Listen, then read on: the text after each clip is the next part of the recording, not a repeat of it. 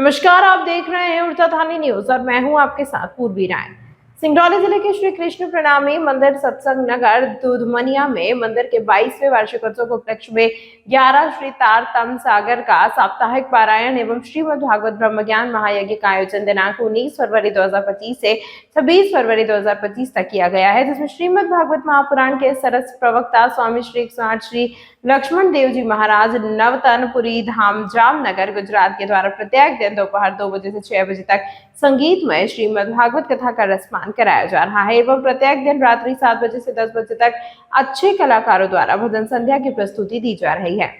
उक्त कार्यक्रम में देश के विभिन्न प्रांतों से संत महंत धर्माचार्य विद्वान एवं संगीत कलाकार पहुंच चुके हैं, जिसमें मंदिर के संरक्षक गुंजारी लाल तिवारी ने सभी भक्तों से विनम्र आग्रह करते हुए कहा कि उक्त अवसर पर आप अपने इष्ट मित्रों समेत सपरिवार पधार कर मानव जीवन के कुछ क्षण सार्थक बनाने हेतु पधारने का कष्ट करें। 26 फरवरी 2025 महाशिवरात्रि को श्रीमद् भागवत कथा समापन हवन एवं भव्य भंडारे का आयोजन किया गया है, जिसमें अधिक से अधिक भक्त हवन एवं भंडारे में सम्मिलित होकर कार्यक्रम को सफल बनाने में सहयोग करें। श्री कृष्ण प्रणामी मंदिर सत्संग नगर दूधमनिया जिला सिंगरौली में प्रत्येक वर्ष शिवरात्रि के पावन पर्व पर श्रीमद् भागवत कथा और उसके साथ अपने प्रणामी संप्रदाय के रसानंद सागर और 11 तारतम सागर का पारायण भी होता है नियमानुसार। तो उसी क्रम में इस वर्ष भी श्री तारतम सागर का पारायण 11 ब्रह्म मुनियों द्वारा किया जा रहा है और परमहंस गोपाल मणि महाराज जी के द्वारा प्रणीत ग्रंथ रसानंद सागर का भी जो है पारायण चल रहा है। और इस कार्यक्रम में हमारे बीच कथा व्यास परम पूज्य अनंत विभूषित श्री कृष्णमणि जी महाराज नौतनपुरी धाम जामनगर गुजरात से पधारे हुए हैं। उनके कृपा पात्र श्री लक्ष्मण देव जी महाराज जो बहुत ही सरल मृदुभाषी कथा व्यास हैं, इनको कई वर्षों से हम अपने मंदिर में बुलाना चाह रहे थे। महाराज श्री की अनुमति जो है इस वर्ष मिल पाई है। श्री 108 लक्ष्मण देव जी महाराज जी की पकड़ श्रीमद् भागवत कथा के साथ ब्रह्मवाणी में भी अत्यधिक है।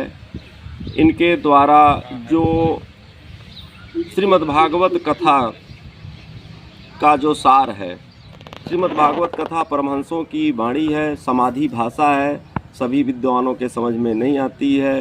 कथा तो सभी लोग कर रहे हैं, पर उसके जो बातूनी अर्थ होते हैं, जो जाहिरी अर्थ है तो खुलासा सभी कर सकते हैं, लेकिन भागवत का जो बातूनी अर्थ है उसको निकाल करके परोसना बहुत ही कठिन कार्य होता है। महाराज श्री जो है कल जो प्रथम श्लोक का जो वर्णन किया, सच्चिदानंद रूपाय विश्वोत्पत्त्यादि हेतवे तापत्रय विनाशाय श्री कृष्णाय वयम् नुमः। तो सतचित आनंद का जो उन्होंने निरूपण किया कि सत्य क्या है, चित्त क्या है, आनंद क्या है और तीनों ताप क्या है।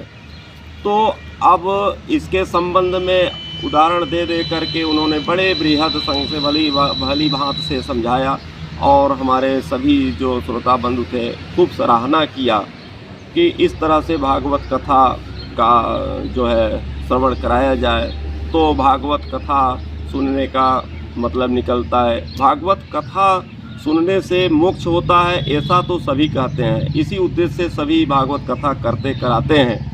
परंतु भागवत कथा में ऐसी कौन सी चीज़ है जिसको श्रवण कर लेने से, मनन कर लेने से, जान लेने से जो है आत्मा का मोक्ष हो जाता है, आवागमन छूट जाता है।